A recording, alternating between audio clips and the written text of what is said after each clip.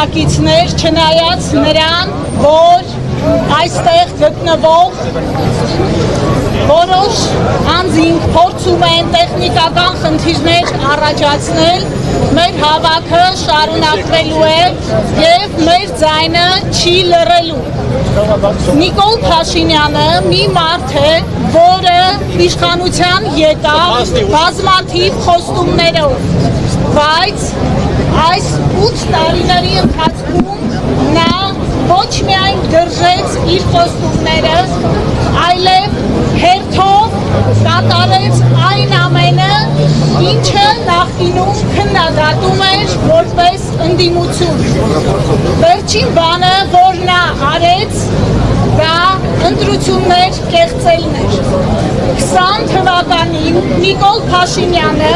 հայտարարում էր, որ Հայաստանում ընտրակեղծիքների էջը փակված է եւ որ ինքը պատրաստ է կտրել իր երկու ձեռքերը։ Հիմա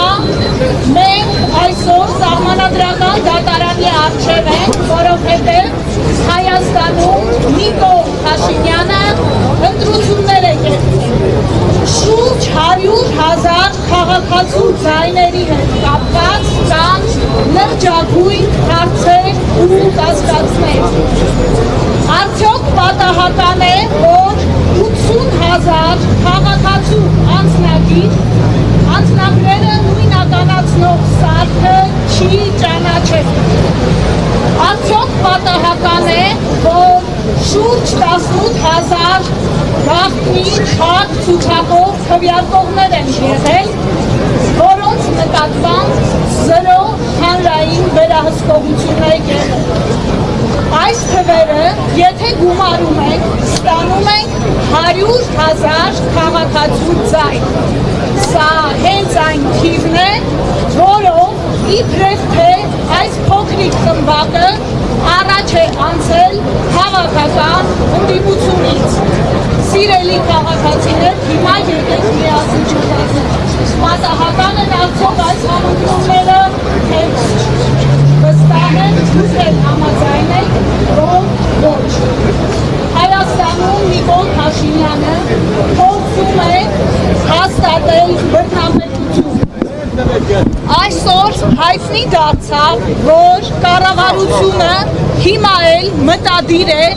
քաղաքացիների անձնական բջջային հեռախոսների վրա վերահսկողություն սահմանել։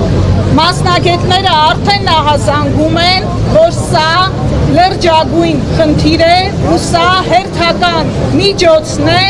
փորձել հսկողության տակ պահել ընդդիմախոսներին, առհասարակ սովորական քաղաքացիներին, բոլոր նրանց, ովքեր կարող են ոչ ասել Հայաստանի թերթացմանը։ Սահմանադրական դատարանը պետք է գտնվի այն լիազորությունների շրջանակում, որի համար կոչված է։ Չնայած նրան, որ այս իշխանությանը հաջողվեց ձևավորել իր սրտի սդը, բայց որպես կառույց, որպես ինստիտուցիոնալ կառույց, սահմանադրական դատարանը պարտավոր է կանգնել ճշմարտության կողքին և չեղարկել կեղծված ընտրությունները։ Նորից կրկնեմ, 100,000 քաղաքացու ձայն անհասկանալի կերպով հարցեր է առաջացնում։ Շուրջ 60,000 քաղաքացու ձայն անտեսվել է և փորձ է արվում ազգային ժողովից դուրս թողնել նրանց ընտրությունը։ Այս ամենը չի կարող մնալ անարձագանք։ Շնորհակալություն։